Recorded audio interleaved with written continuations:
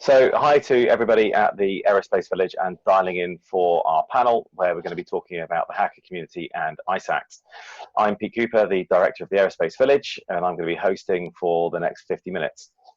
Now, across the aerospace sector, good faith security research has played a hugely key role in highlighting both risks and vulnerabilities. But if the researcher or hacker can't find a good point of contact, then approaches about potential vulnerabilities hasn't always been potentially welcomed with open arms. The Aerospace Village really looks to help build bridges and trust between the hacker and research community and the aerospace sector so that we can have those pathways to talk about what potential challenges there are and that we can work better and be more safe and secure.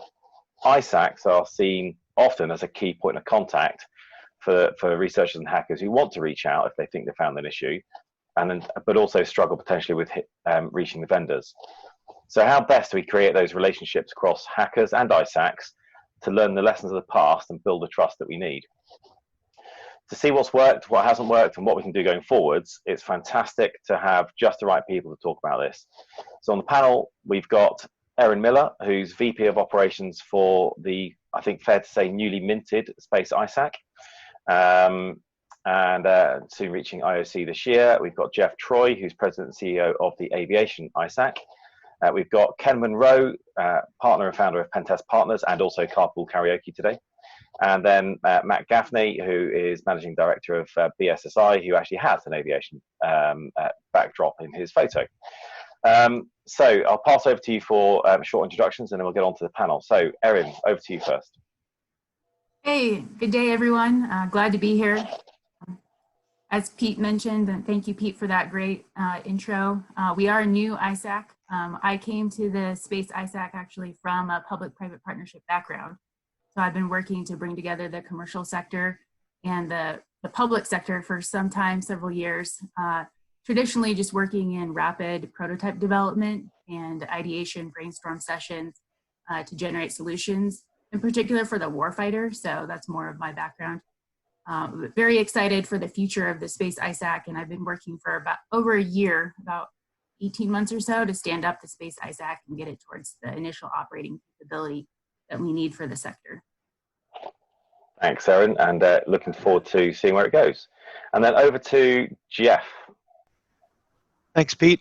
So I'm the president of the Aviation ISAC for the last 3.5 years. I've been with the ISAC for 5 years since its inception, just helping them stand up initially in their project.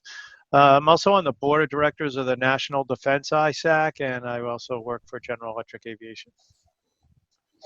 Fantastic. And then Ken. Hi, so I'm sorry about the backdrop. 2 days ago, I was sat on the cockpit of a 747, so that would have been better, surely. Anyway, I work for a firm called Pentest Partners. Unusually, several of us are pilots.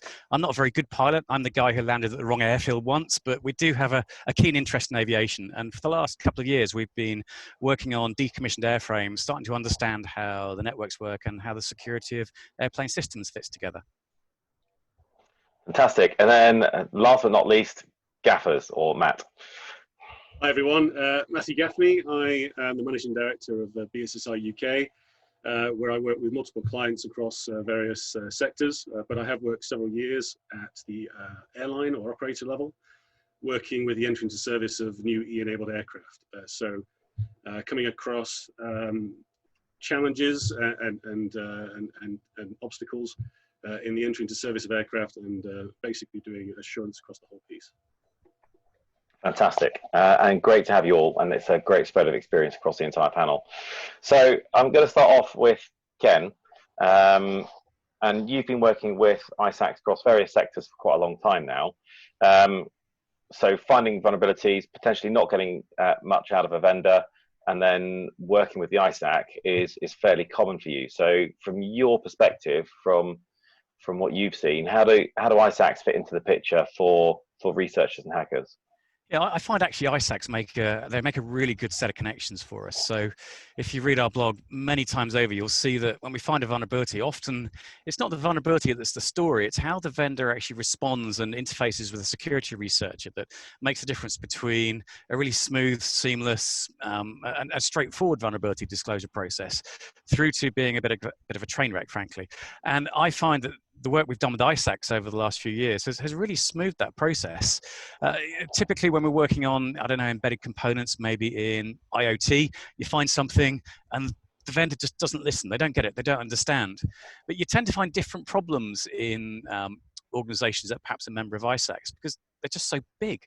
And how does a little research operation like ours get through to the very right person within a large, whether it's an auto manufacturer or a CNI operator or an airline? How do you find that right person, and how do you get them to listen to you? And that's where we found the ISACs have been really, really helpful, is by having a connection, by establishing trust. It's great to get those connections that mean that it's not just scrabbling around on LinkedIn or sending emails into some generic mailbox. It's a conversation and then a private brokered discussion, which is where the ISACs have been so unbelievably helpful. And it makes a real difference. Okay, that sounds great. And it sounds like it's worked. It has worked well in the past. I mean, Jeff, from your perspective, having been at the front of the ISAC for quite a while now, I mean, so you first got introduced to a Hacker Summer Camp in Vegas when you came on a panel with me at B-Sides a couple of years ago. And the conversation we had around that, because you were dealing with some vulnerabilities at the time, it was great to see some of the ideas that you were coming up with about working with the hacker community. So what's been your experience as the ISAC with starting to work with the hacker community now? So our experience has actually been a lot like Ken's. Initially, what we're finding is hackers are coming to us. They're either coming through a friend that they know. They're coming through us because of connections that we've made with government agencies, or in some instances, we've actually had some companies call us and say, can you talk to this person first, because we're not sure we even want to talk with them. So there was a lot of, I think, a couple of years ago, hesitation or just a little skepticism with respect to dealing with people who were just calling in and saying that they had some information about a particular vulnerability. So that was probably one of the first challenges. And, in our discussions with these folks, we found, most importantly, that they've come with great intentions, just good intentions. We want to really show you something that we found. And most importantly, also, they're coming in and they're saying, I'm not telling anybody about this because, one, I'm not really sure what I found, because that's one of the problems, too, that we find. If someone finds, for example, a vulnerability within a component of a system, they're not really sure how that impacts the whole system. So really good that people have come in and had, one, good research, two, good intentions, and then three, Ken highlighted this as well. We act really as a connector. So, I mean, if you come into the aviation ISAC, we don't have a setup like Matt Gaffney behind him there, and we don't have any airplanes. We don't have a lab. We can't test for this vulnerability, but we do that connection. So the ISAC is a community of researchers in product security and network security and threat analysts. So one thing we do have is just a great, network where most times a researcher will call us, and within about 24 hours, we've got them in touch with product security incident response or a similar type person inside that company. And we're starting to, help that conversation along. But once that connection's made, actually, we pretty much step to the side and let the people who actually built the technology and the researcher who has, this vulnerability information, let them have that direct conversation. Thanks, Ken. And that's actually a nice segue through to chatting to gaffers, because gaffers, you've just gone through this process of finding a potential snag or two on some systems, and actually started working with the ISAC and other organizations to try sort of getting to the bottom of it and closing it off. So what's been your perspective of that journey from finding something to trying to close it off?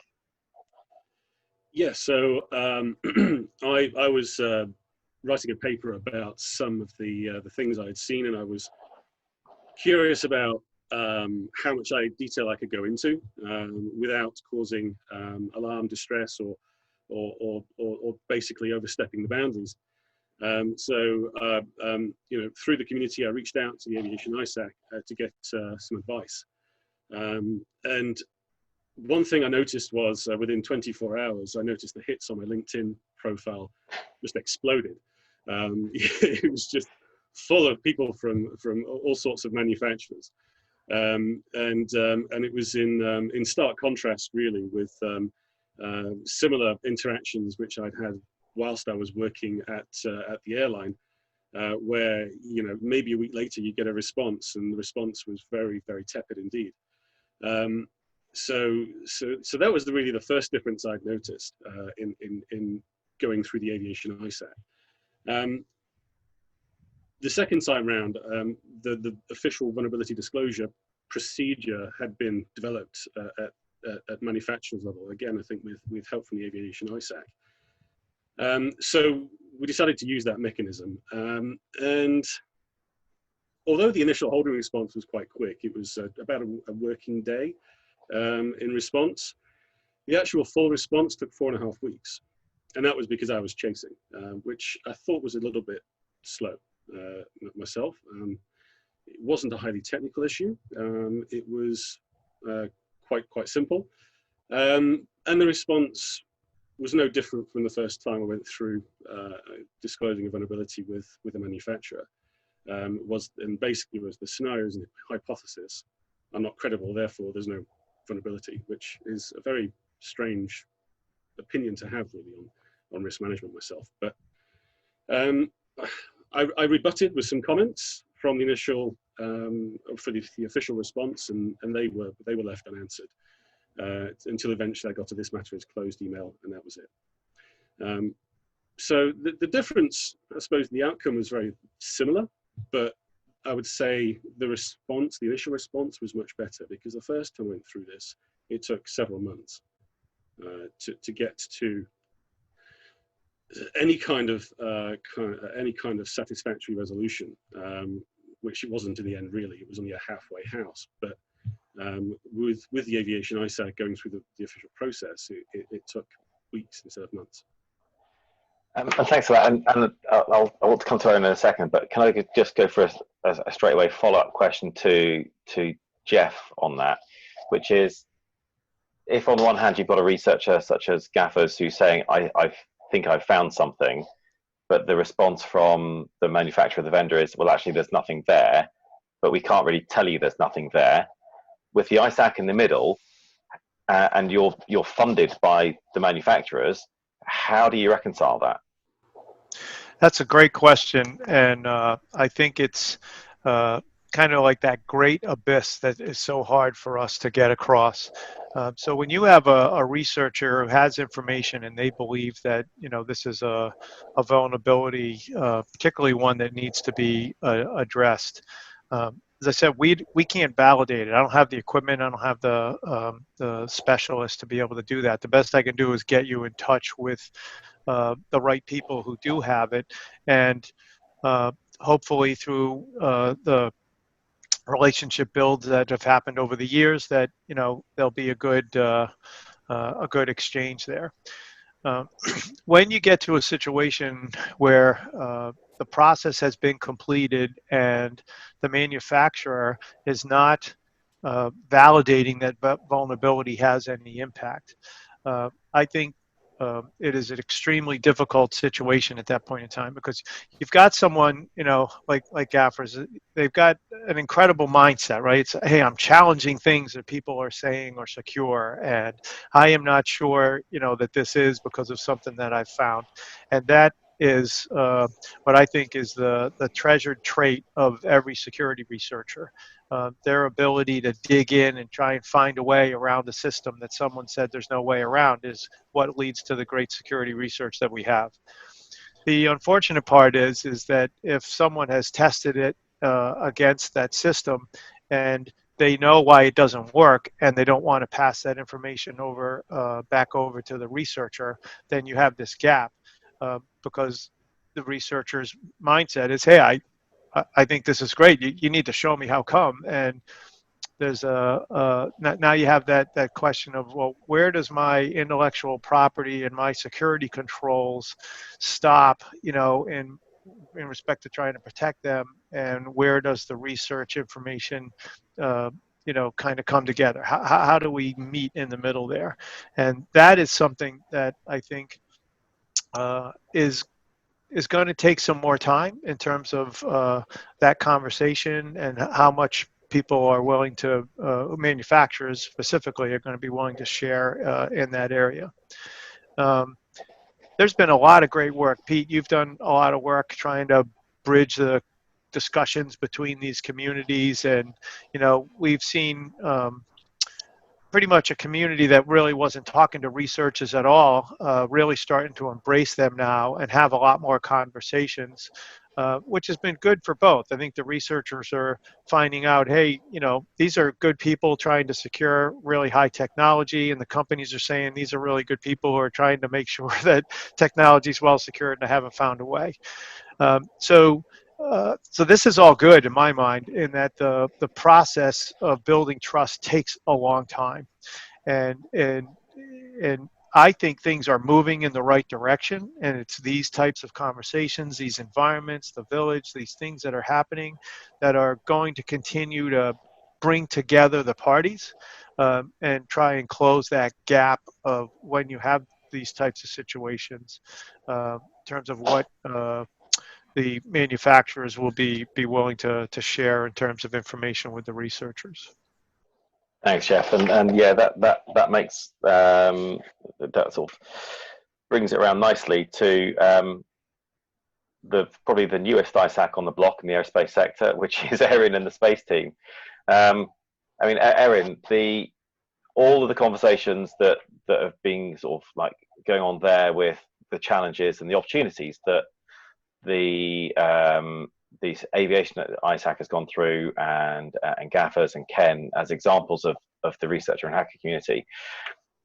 With you sort of being the sort of like newly minted IOC later on this year, Space ISAC, what's your sort of vision going forwards for how you want to play this, and how you want to take the Space ISAC forwards?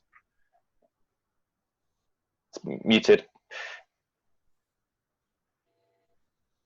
Thanks, Pete.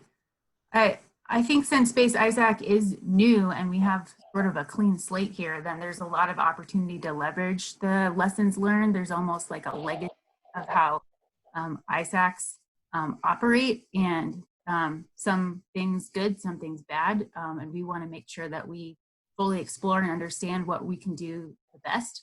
So listening to everyone talk, then I think there's some great takeaways, having that open line of communication available, and we have that today. So we are currently accepting communication, to the Space ISAC at our info@s-isac.org email address from anyone. So I would say that part of our vision starts now. Like, I would encourage anyone to contact us with ideas on how Space ISAC can be that broker between the public and private sector, but also that extends to researchers. Part of the vision of Space ISAC does include that we have universities as members, so that makes us a little bit different than some other ISACs, not all. We also have international members, so that makes us a little different too. I think it's really cool to think about space as a global community, and so as other ISACs have done, and we intend to expand out and have members from all across the globe. Since not everyone here is familiar with Space ISAC, just a little bit of history. It was launched by the White House, so that's interesting in and of itself. The White House, for representing the US government, came forward and said, we really want to see the public-private sector come together and share information about threats and vulnerabilities regarding the space community. And after they made that announcement, then we were able to start going out and asking members to join the board. So we're still very new in that we just opened our general membership on May 1st of this year. And when we hit our IOC, that will mean that we have the ability to actively share threat intel through a threat intel platform. We'll also have workshops and events that are available to the space community, published at that time. And that's coming later this summer. So now is the time definitely for us to open that line of communication, and we would invite, like I said, anyone's perspective on how to stand up the best vulnerability disclosure program. I've already talked to some of our board members about doing that. So really looking forward to the opportunities that we can bring to the space community. This one will make us even better. I believe that an ISAC really is the prime organization to be able to have this type of dialogue and to engage in this way. So thank you. No, and that's great, and it's great to hear all the work that's going on in the background. I mean, have you so with space? I mean, a lot of the focus is on mission critical. So that's the mantra that always gets talked about with space ops. I mean, a lot of the discussion for aviation will be safety and security. Driving as risk low as reasonably practicable. With the space sector and your members and what you're hearing from your side of it, is there still this, what's the general feeling at the moment when it comes to cybersecurity? Because people tend to banter that cybersecurity of space assets is generally, I mean, I think the expression I heard the other day was in the 80s. Now, obviously, that is going to be something which is openly debatable, but what's the general feeling about the maintaining that mission critical status and having cybersecurity up front and focused on that, and then looking for the vulnerabilities and working and open to working with researchers? Are you getting that feeling from your members and the people you're speaking to? The feeling I get is that more information is better. So if information comes to the ISAC, then it's our job to get it shared with the members that it is most relevant to. So we are already operating in that role right now. Cybersecurity for space or security for space is very broad. And the general feeling is that we should have stood up a space ISAC 2 decades ago. I think maybe that's what your comments were indicating. Because there's a lot of vulnerabilities that hit cybersecurity, hit the business system, and they actually have a lot of relevance specifically to space applications, and other entities might view them differently. But if you're a space company, then you really need to know the direct implications of that threat to the space mission. So it is definitely all about space mission and protecting the space critical infrastructure. And that's where our entire focus will be. So if somebody has access to information that is related to a threat to space critical infrastructure, which will eventually publish what that means to our members, what is space critical infrastructure, and that'll help scope some of that discussion. But I mean, if you define it as space critical infrastructure and you think that the space ISAC should know about it, then I would say that's what our members are going to care about. From what I can tell, we've actually also engaged in a partnership, I should mention, with the Air Force Research Lab that runs that hackathon that's happening this year right now. And so just even that step forward shows me that the members are really excited about partnering on challenges or developing our own challenges that will be open to the broader researcher community. Thanks, Erin. Yeah, and to be honest, it's just nice talking about aerospace cybersecurity and having hackers and researchers working together, because it felt like 3 years ago that talking about vulnerabilities in aerospace systems is something that we didn't really want to do. So actually, part of this is building up this dialogue so we can have that as an informed dialogue. But as we go forwards, I think we've all had conversations in the past about trying to make sure we learn from what's happened in the past. So really trying to dig into some of these challenges is what's been, and I'll pass it over to Ken. What's been the standout sort of examples of where things have really worked well and made a difference, and where things really haven't worked well? Gosh, there's a few of those. I want to pick up on a point that Jeff made, and he used the word new, which I think is actually really important here. Cybersecurity research in aviation is pretty new. I mean, we've been working on airframes for 2.5 years now. And you've got to remember, this is an industry that's perhaps is very heavily regulated. It believes it has safety well in hand, so it's extremely open to inspection, but also fiercely protective of intellectual property, rightly so too. So this is a new thing, and the industry is also hurting at the moment with the COVID-19 issues, and also smarting at it from some of perhaps less helpful coverage in the past around aviation cyber. So I think it's really important we talk about building trust in this community. And what's often raised as a subject when you're doing vulnerability disclosure of non-disclosure, and that's a really sensitive area. So it's pretty rare outside this space that you'd be asked to sign a non-disclosure agreement, but also you have to balance that with, as a researcher, do you want to know more? Do you want to understand in detail? But at that point, you might consider signing a non-disclosure agreement in certain areas that allow the manufacturer to talk to you in more detail, feel more like they've got more trust in you, that you're not going to take everything that they've told you and splatter it across the press. And I think that's really, really important point. So I think many researchers should think carefully about that. Or maybe we should consider actually NDAs for certain areas. Perhaps certain bits of the discussion do need to be covered by non-disclosure, and certain, well, maybe not so. And I think that's a really important learning point. And I think that also leads us back into some examples of where things have gone really well and some examples of where things have gone really badly. I can think of the biggest issue just being generally where there's no communication. So where the researcher does what they believe to be the right thing, makes communication, establishes, discloses everything they've got, and then things go quiet for a while. And it may be that the vendor in that case is actually working really diligently, exploring every option and trying to add some detail, but they don't communicate. And I think in Gaffer's case, that's potentially what went wrong there. Perhaps if there'd been a more regular dialogue with the vendor reaching out and going, hey, I know we haven't spoken to you for a while hard on this, I think that would have made you feel a lot happier about things, hey, Matt? Yeah, absolutely. Yeah. Yeah, I just felt that the communication was a bit curt in general, and it wasn't an open flowing dialogue at all. It was very much, yep, thank you for your submission. We'll look at it, and then nothing else. There was no there's no questioning of what I had proposed. There's no questioning of what I'd submitted.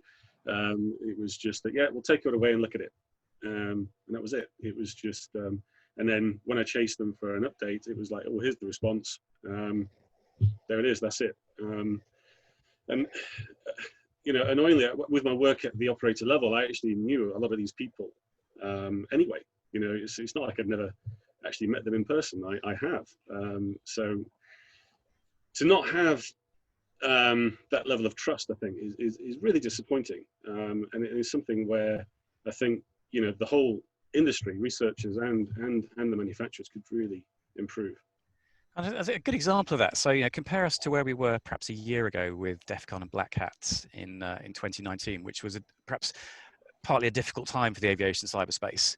But yet here we are a year later, and for example, Boeing's going to set up a cyber technical advisory council, actually inviting researchers onto the inside. I mean, what a huge win that is, both for researchers and for the industry. It's fantastic progress, and I think it's amazing that a vendor who was perhaps really hurting from some difficult coverage last year and a difficult interaction with researchers has now completely come around and engaged proactively. And I think that's a huge step forward. So it is new.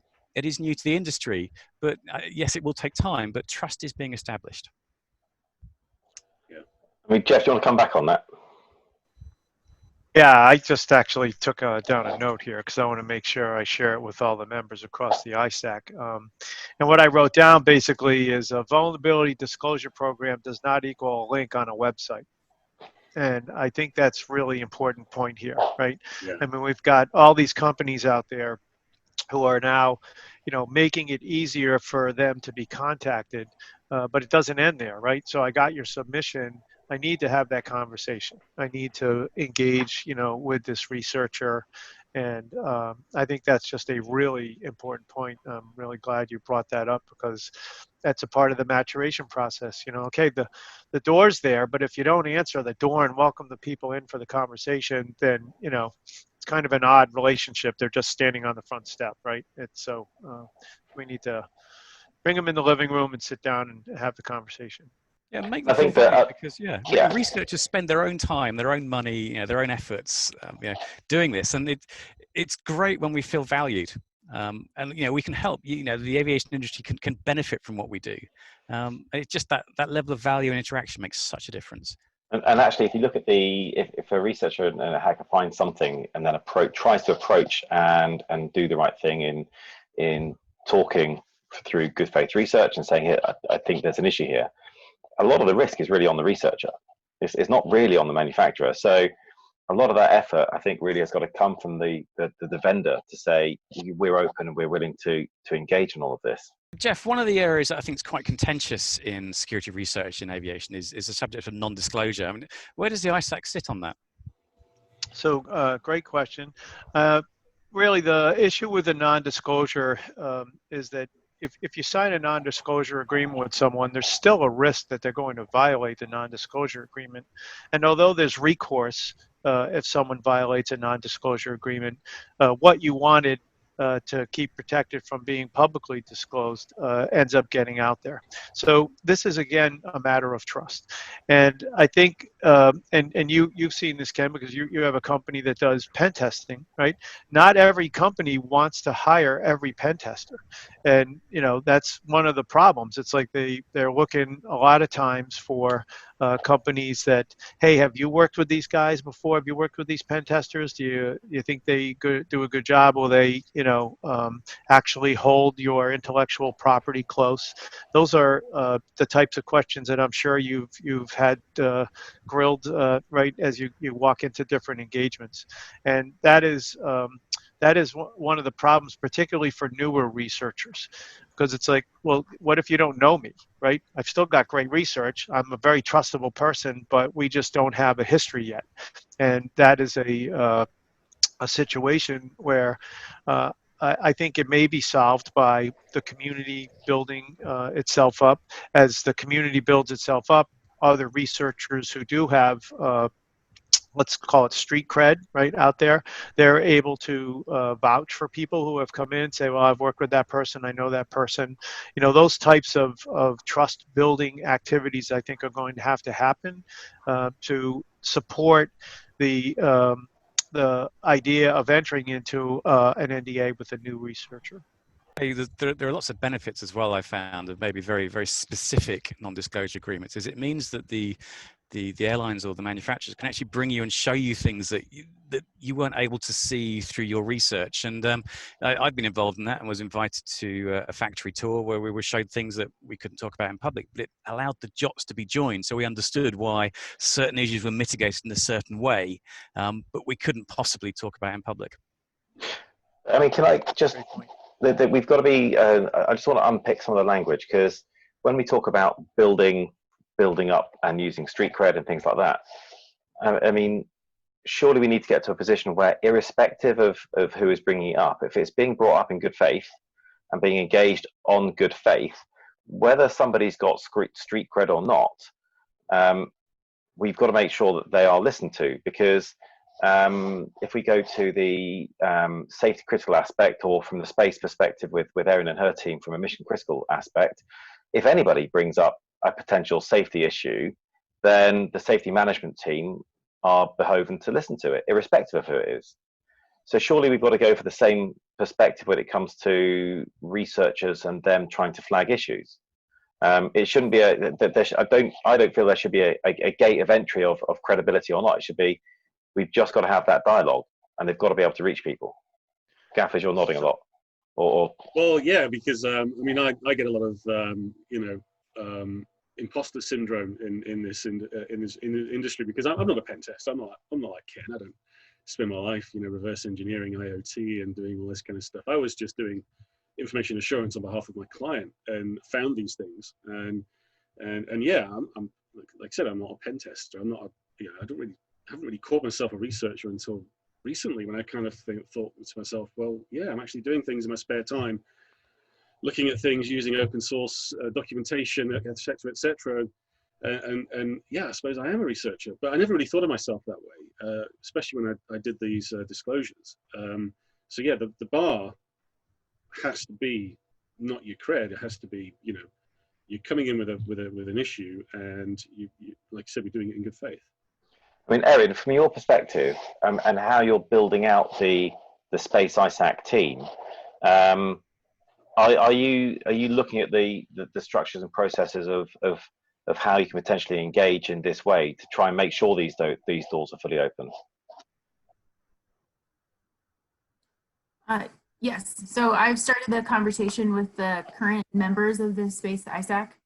And as the Space ISAC grows, then I think this will be a conversation that we have with everyone who joins the organization to ask them about having a vulnerability disclosure program, what their experience is with that, and making sure that we can shepherd the conversation from the point, where someone knocks on the door to us opening it, to us having the conversation, to then, brokering the conversation with the member.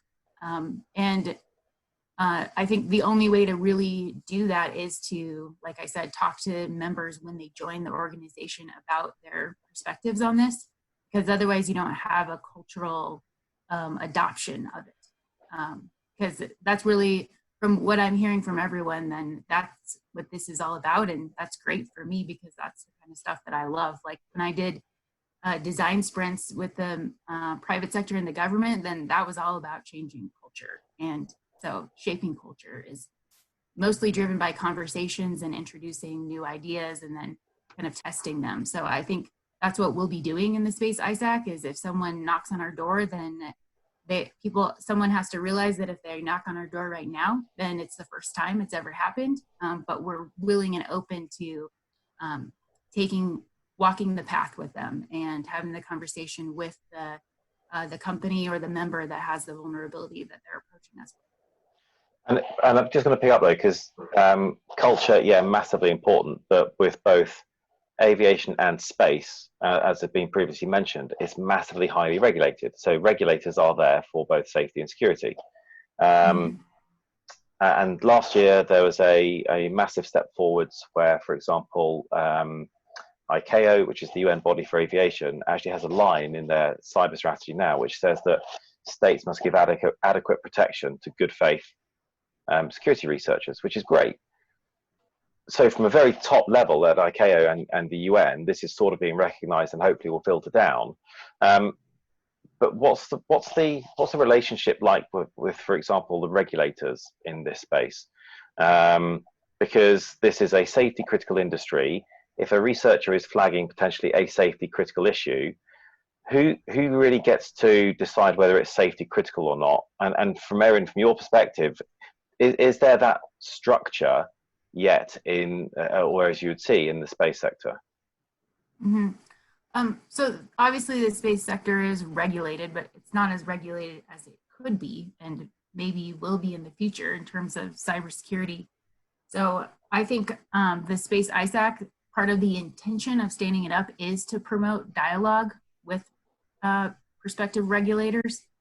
So, in the future, there will be agencies that are responsible for managing space traffic management. They could send regulation down as a result of that designation. And the communication between the private sector and that agency is critical, and that's what the Space ISAC is for. So we have at least 18 different agencies that we're partnered with informally right now, and we're working on formalizing those partnerships.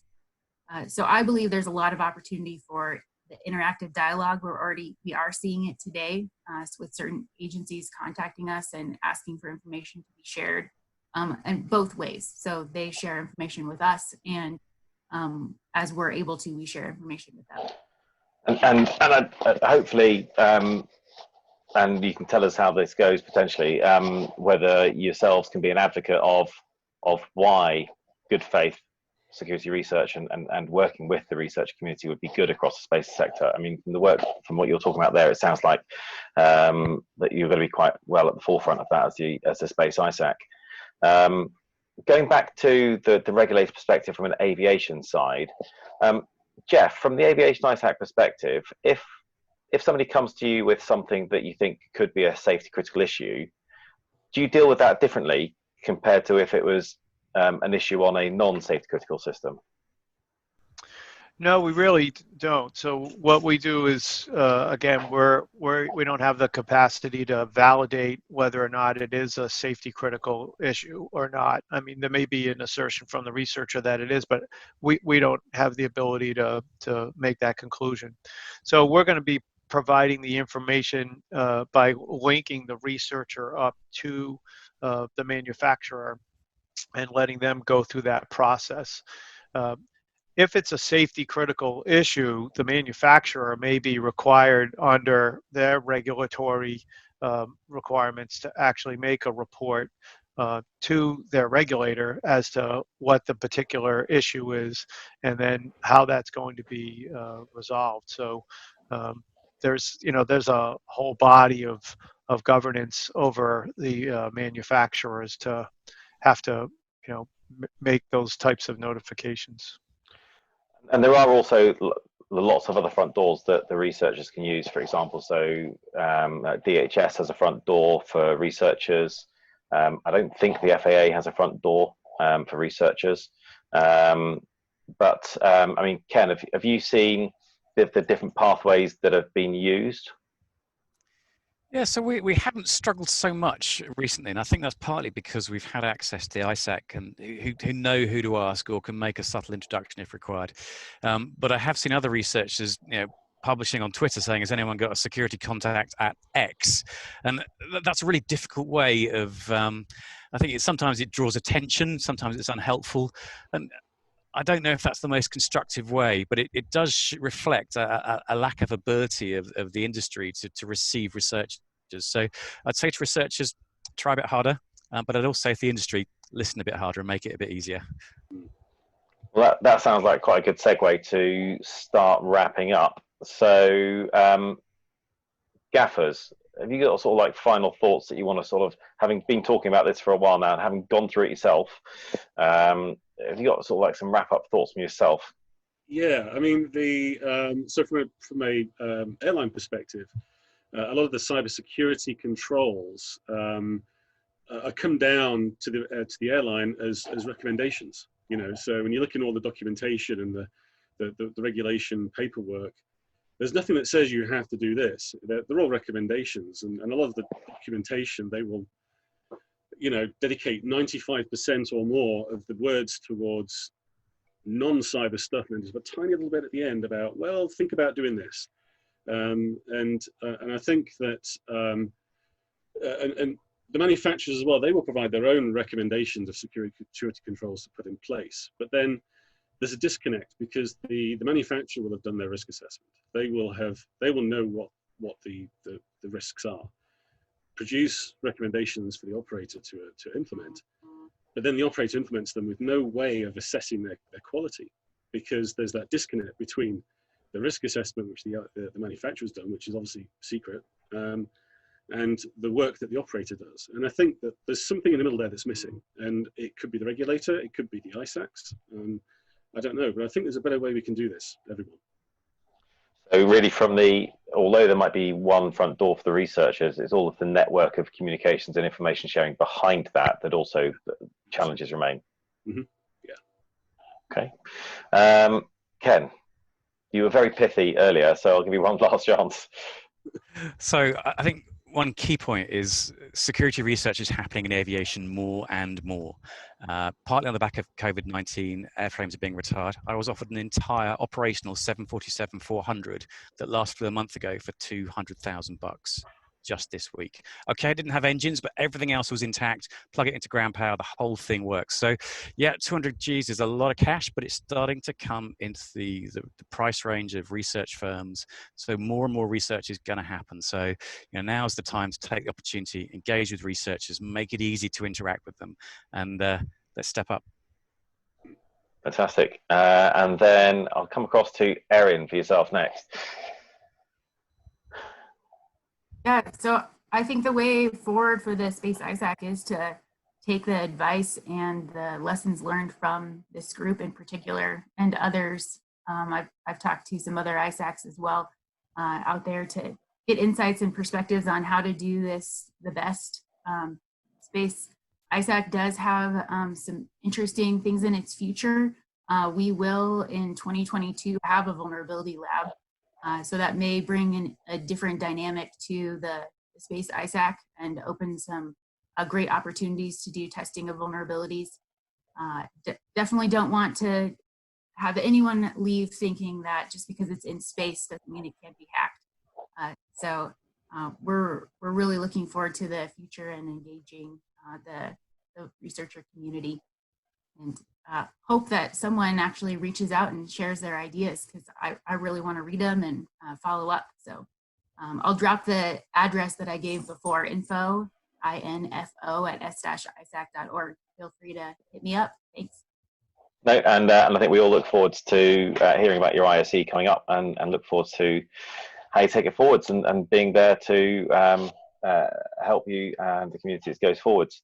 And then Jeff, you and I have had these conversations a lot, so it's great to have you here. Wrap up thoughts from yourself, please.